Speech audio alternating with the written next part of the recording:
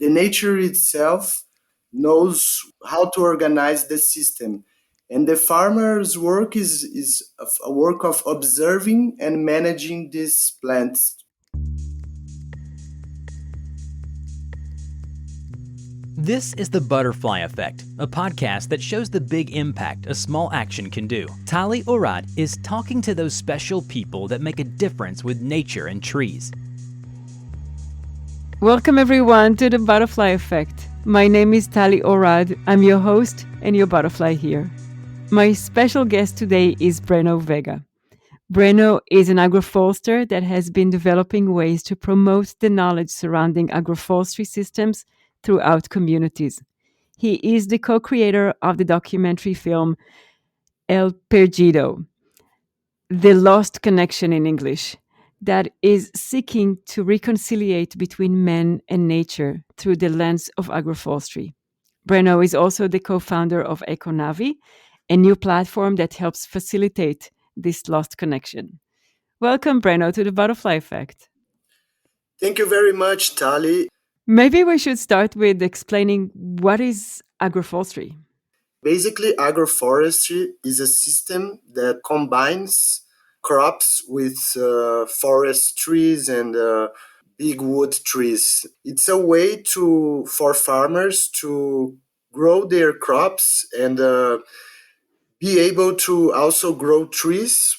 And is it one type of crops or is it a mix of them? It's a mix of them, and actually, each agroforestry has the characteristic of that farmer that is planting. Agroforestry gives you like a full range of possibilities. Everywhere you go, it's different. So, if you go more on the south of Brazil, you have different types of plants. If you go Mm-hmm. in the north, it's different. So, also, like the biomes of species counts and Mm-hmm. also the ability of the farmers. So some farmers will use like a huge biodiversity because they have knowledge of many plants, so they're able to use many crops and many plants. Other farmers will prefer to go a bit more conservative and will use consortiums of less plants. Mm-hmm. It's what the farmer comes in his head. It's he's able to do what he wants. It reminds me, it seems like it's really like what Mother Nature is doing naturally, right? Trying to bring it to the farmer and have them, right? One of the principles of agrofloresta is to repeat the natural process of the forests. So, if you walk on a forest, you look on the soil, you always see the leaves on the top of the soil. This means that organic matter should always be on the top of the soil to protect life, to create life, to conserve temperature of the soil. Mm-hmm. And so, actually, Ernest Gutsch, one of the pioneers of this subject here, he calls it agroecosystems. So that's the term that what we call agroforest. Mm-hmm. Some of them call it agroecosystems.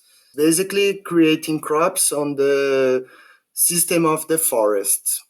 And how long is agroforestry exist? This technique has always existed, but the concept agroforest grows about in the 90s in Brazil.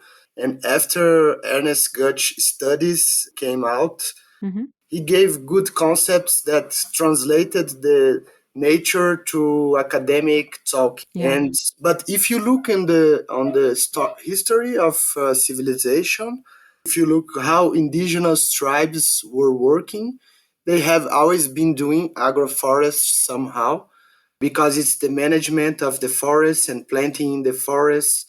You open an area in the forest, you plant, and Mm-hmm. then after a while you move to another area. And after some years, you get back to the area that you abandoned, and the forest has regenerated.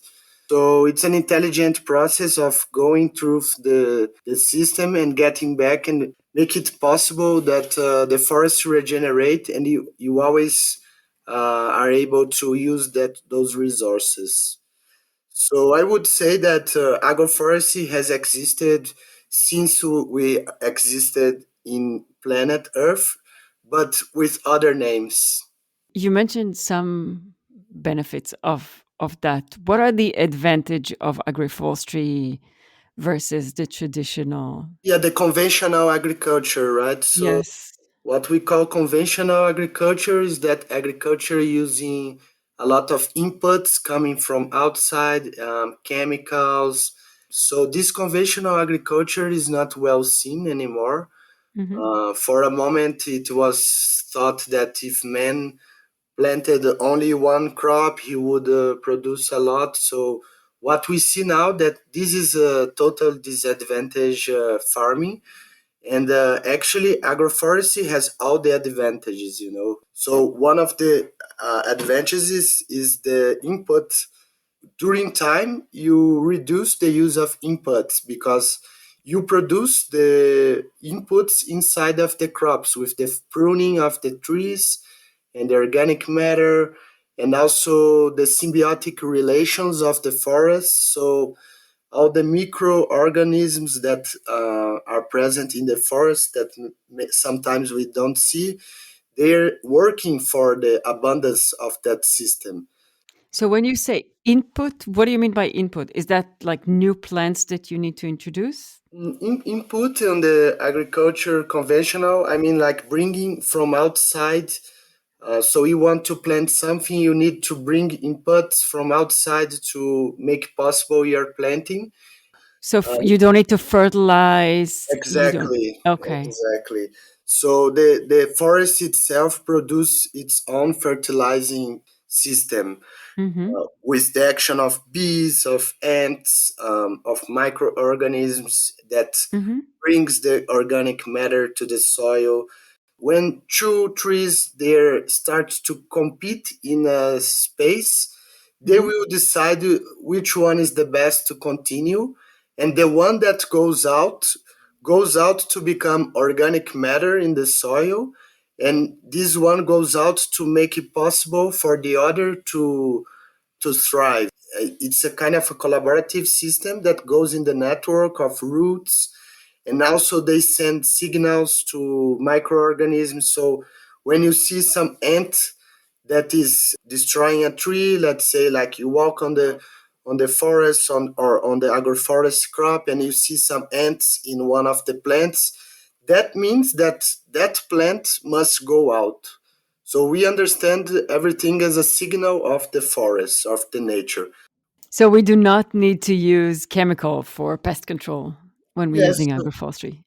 So for an agroforester person, you don't have pests in the crops or in the nature. You change your mentality on the way you see. So if you see an ant eating one plant, she's eating that plant because that plant is not in its correct position, or it needs to go away so others can thrive. So Right. we observe as signals of what must be done in that area. So if you see an ant going after one tree specifically, you have to see which kind of disturb is going on and why they want to take off that, because it's an intelligent system. So they're not just going there and eating some plant, you know.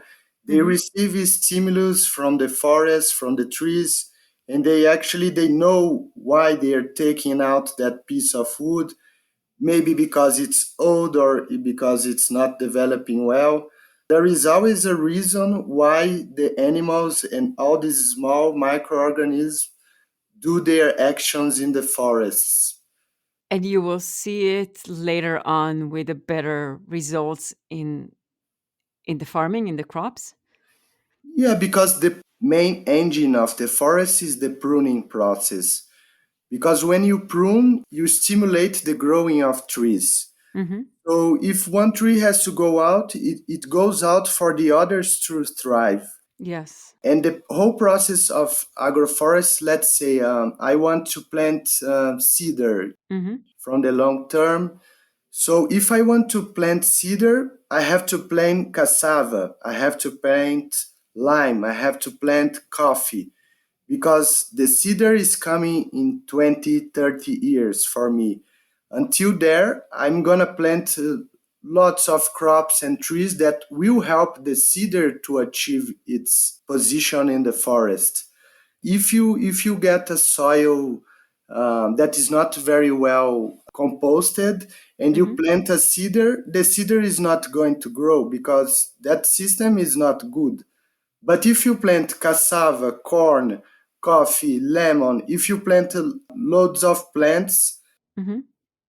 that is similar to that plant or has the same characteristic of that natural system, it Hmm. will give conditions for the trees of the future to come stronger, better, and in good conditions. So that's amazing. So it seems like agroforestry enables biodiversity. It helps soil, I'm assuming less erosion, and at the end is also becoming carbon sequestrator. So it's all those things, and it provides food in different times, right? Because you have different plants for the farmer and his family or whomever in that community.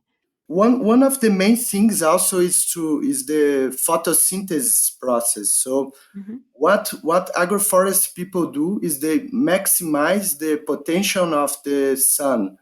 First of all, you always have to look to the plants and understand where they are the original forests of that plant. So let's say the cocoa, also the coffee has Hmm. been it's been starting to be grow under the trees, so they realize that the coffee is a plant of the bushes, is a bush of the forest, and he actually likes the shadow. So what happens is that you need to understand each plant, how many sunlight that plant requires, how was it originally raised in the forests naturally, and you Hmm. try to imitate this process in your crops. So you put them in the correct timing and in the correct position. If for instance you make an experiment and you try to put a plant and that plant is not in the correct position or in the correct timing, probably that plant will be attacked by some ant or some other animal because the nature itself knows how to organize the system. And the farmer's work is a work of observing and managing these plants. You're from Brazil, and everything you've done is in Brazil. But I'm just curious, do you think it will work anywhere else in the world?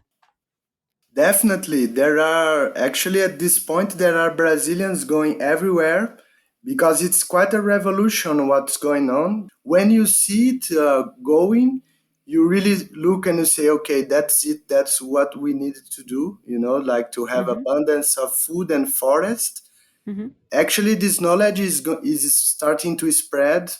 So some of these pioneers on the agroforestry, they are already traveling other countries. So we see activity in Australia, which has a similar climate of Brazil. Hmm. Also in Mozambique, it has a growing activity now. So in tropical countries, it's quite being reproduced, but also in temperate forests, we see some activity in Portugal, Spain, Italy.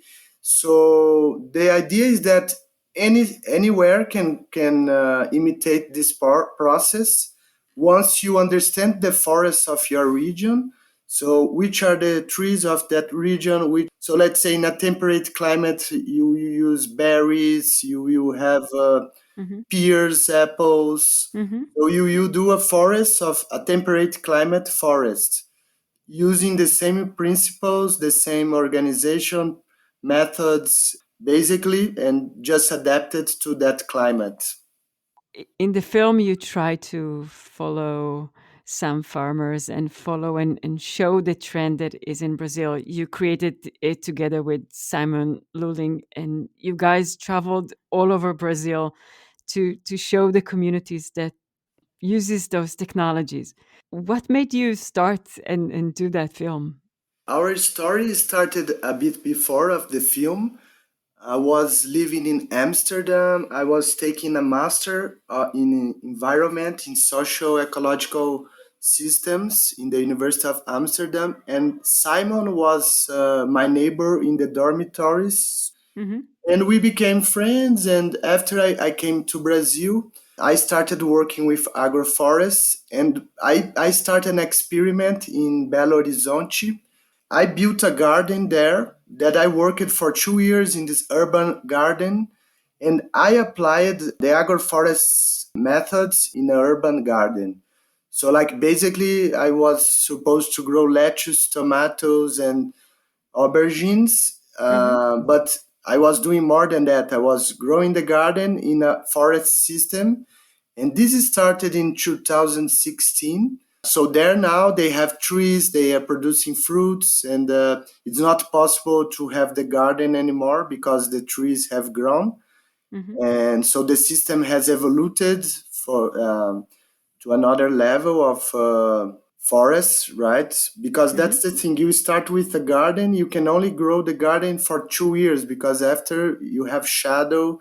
And I was doing this work there, and he saw on the internet, and he said, "Man, I'm let's make a movie about it." And I said, "Okay, I will show you what's going on in Brazil." We just started traveling, and it was amazing to see everywhere, like this growing enthusiasm, everybody seeing agroforests as a way to preserve nature and to have food and to have security of income. We traveled everywhere. We went to the Amazon, we went to Mata Atlântica, we went to the south. Mm-hmm. And that was the real moment we realized it. I talked with Simon, said, "Man, I think we need to create a tool so that everybody can show what they're doing. Some people can see what the other is doing. Mm-hmm. Agroforestry is a very complex system. It requires a lot of interaction between people. So, I mean, I'm growing here strawberries with broccoli, and then, someone else is growing strawberry with cassava somewhere else. And I want to know how this guy is doing. He wants to know what I'm doing, what happened to my planting that went wrong, what went good.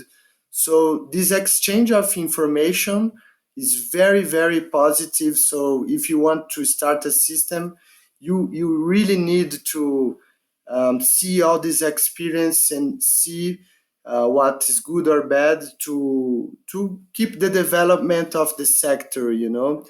So the film made you realize that there is a need to collaborate between people to share the knowledge. What happens is that the knowledge about forests and farming has been lost over the years, right? There was a gap in this history that, Mm-hmm. so, okay, everybody understands that it's good, but when you go to start, Yeah. suddenly you need to know about all these plants. And then this becomes a challenge, which is a good challenge. People like this challenge, so it's kind of a laboratory to grow and see and try to recover this knowledge. Yeah. So agroforestry mainly works to recover this knowledge and to make sure we're gonna have forests in the future. Yeah, and there was one thing I remember from the film that kind of like stayed with me. It was this one person that uses the method of agroforestry in an area with filled with other monoplantation, and he said that everyone thought he's crazy to do it. And one of I I think I'm quoting him when he says there is no value in the forest in that term, and what is the forest really worth? And at the end, you kind of like show that he's actually very successful right now, and that this partnership between the forest and his crops was very successful. So that was really, really strong. Yes, that was Hudson from Viveiro Anoa. Basically, that's what was he saying is that we don't understand the value of the forest, right? So, like Yeah. for the civilization, the forest has no value. Actually, there is a lot of value. Once you understand the value of the forest, all the possibilities in life they open to you.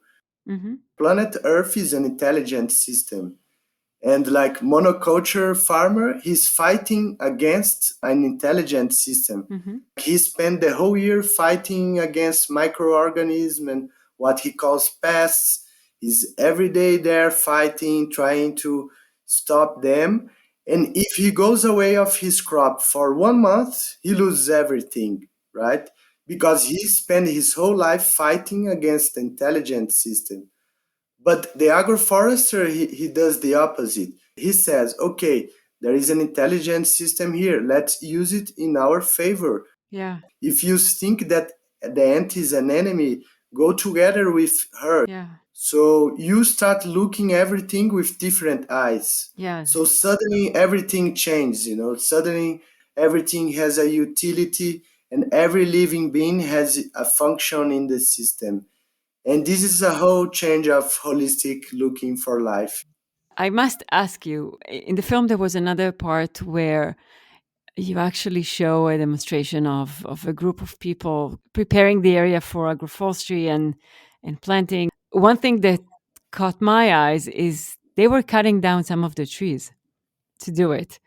And when I was thinking agroforestry, I would expect them to incorporate with whatever exists over there, but they clean the entire land. So I'm just curious why. Going down of trees is also a process of the forest, But that's happening naturally. Here, they actively took them down. he's going to take one tree to grow 100. Hmm. Like agroforest is really good for land that has been devastated, that you don't need to cut nothing down, you're just planting. But Right. sometimes some person, maybe in his land, he has one area and maybe he's gonna have to manage one of the trees, but he's not killing the tree. Hmm. It's called like a drastic pruning, that actually the tree comes back after a while. Yeah. You do a drastic pruning, you plant on the surrounding, and you see in 1 month that it starts sprouting again, that tree. And maybe if it's a mango tree, it will produce even better mango after the pruning. Hmm. It's kind of a philosophy of the system. Hmm. Because also in the indigenous people, it was said that when a tree is on the floor, it's when the party happens.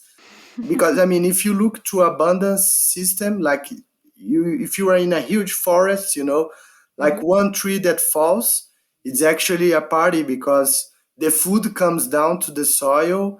All the animals come to eat that tree. All the life is going to be reborn in that small area where that tree is down. Also for the people of the village, they will have material to work. So the death of a tree is not necessarily a problem. It's also a process to bring regeneration in the system. Yes, and we should just make it clear it doesn't give anybody the privilege to take down trees. That's a natural process. And there's actually a big issue in Brazil and the Amazon rainforest where it is being cut down for logging, burned down for cattle and soy farms. You touched a little bit on that in the film. Yeah, like this process is going on for years, right? So Hmm. this is totally different from doing agroforest, right? Because when they go to do this, their focus is to make simply take off the trees and take it to somewhere else. And after they cut down the trees, they put a pasture. That's how it's been the story. Like, Do you think that agroforestry can help here instead of just clear cutting for different purposes? so you have to touch the economy to produce the correct incentives. And once they see that it's more profitable to have the foresting standing, we can start having some change. But until there, the agroforest is a movement of small farmers. They don't have power to interfere in politics or to even to discuss with these people. There is actually a war. Because agroforest people are environmentalists, and it's quite a conflict. There is growing interest also, like from big farmers that realize that they need to plant. If we do a good work, maybe in 10 years or 20 years, we will have people planting a lot of agroforests here. The goal for the film and also for Ekonavi is basically to raise awareness and re-educate, right, about the values of agroforestry. And also to offer philosophy of life, agroforest. So we give hope to people. They can go to the fields, they can recover some degraded area, they can plant, and if they plant lots of crops, they will have more safety. And so we are showing that there is a way to go through all the problems, and to be safe economically and healthily. It's possible to put together economy and health and forests. Yeah. And agroforest shows that you can combine everything. Yeah, I love that. And I love that you finish with hope and that agroforestry can help us preserve and regenerate and obviously reconnect to nature. So that's beautiful. And I'll leave the link to the film if anybody wants to watch it. It's in Portuguese, but there are subtitles in English. Yes, What is your favorite tree? the Samauma tree. It's also known as the Mafumeira. The scientific name is Ceiba pentandra, Hmm. and she is the queen of the forest. In what way? She can grow up to 90 meters Hmm. tall. She's the hugest tree in the north of the Amazon, and we saw one, me and Simon. It was the first time I saw one of them. We were in Mato Grosso, and you could see it so far away, and we got to do a picnic around the tree, and it was so amazing. It was about 30 people to hug the tree, and you Wow. look on the to the sky, and it's like looking a skyscraper in New York. But it's actually a tree, and you look, it's so big, and that gives you like peace. You look at a tree like that, you say, okay, there is future. You imagine how was in the past also, and it gives so much energy. So I love it. Thank you so much, Breno, for joining me today. thank you so much. It's a pleasure to be in the butterfly effect. And thank you, everyone, for joining me today. We are all beautiful butterflies, each in his and her individual ways. I wanted to thank you for joining me today in this episode. I really appreciate you coming on this journey with me, and I hope you can join me next time. And remember, it only takes a small action to make a big difference. Be a butterfly. And that's all for this episode. Thank you for joining us today. Please subscribe to hear more of our stories of change.